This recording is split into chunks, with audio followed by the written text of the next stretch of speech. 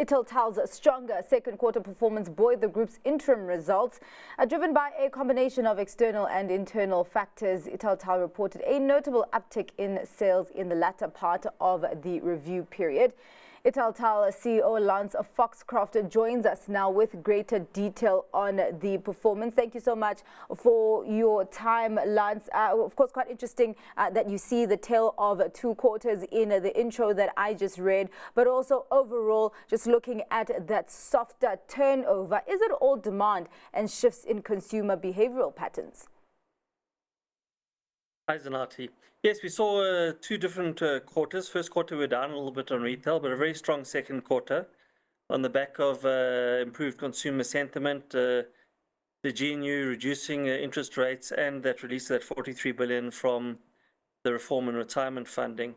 So we were 6% up on retail in the second quarter.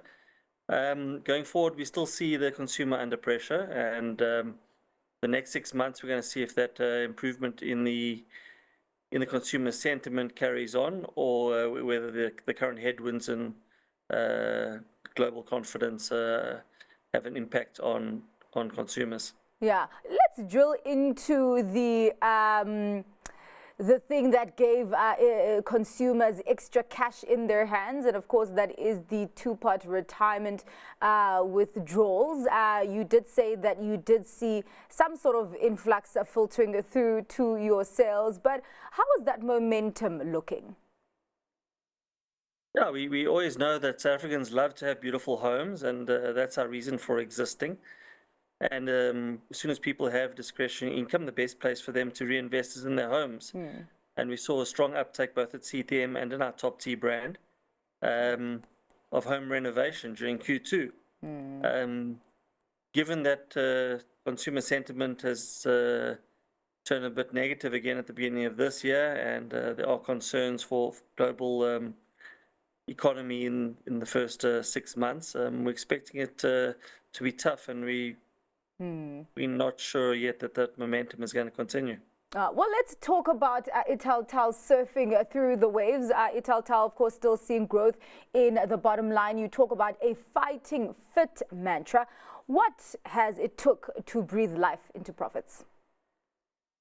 Yeah, we saw in the second quarter much better loading at our manufacturing, and a better performance through ceramic industries.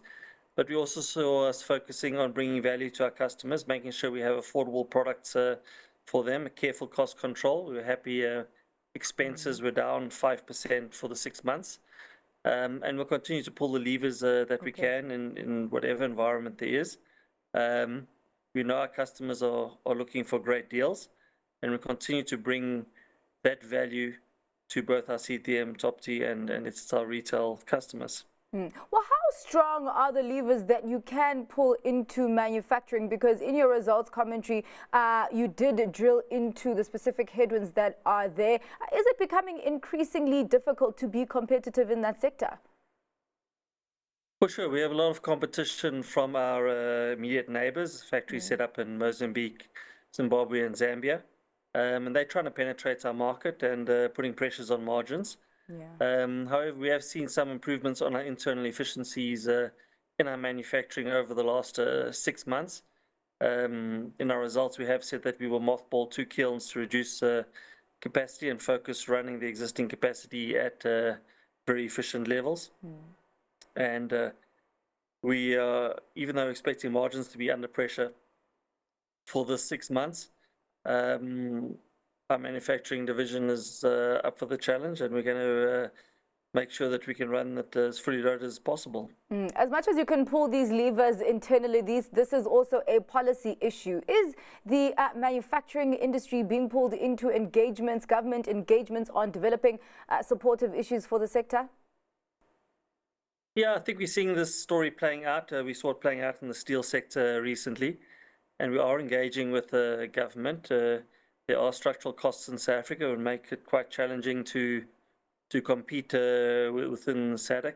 13% increase in electricity is difficult to mitigate for us, as well as the increase in property rates, water, and the other costs which are not 100% within our control. Yeah. But we continue to focus on what we can improve on in the meantime while we engage with government. We believe there is still opportunities on logistics, which is an important cost for us, as well as manpower and productivity. So we will continue to focus on the levers we can pull and engage with government to see where we can work together to make sure South Africa stays competitive. Also noting the kind of uncertainty that has come about in terms of securing supply of gas to your manufacturing division. We have the Mozambique unrest, also Sasol issues there. Are there solid cost provisions that you are making in that effort of securing alternative supply?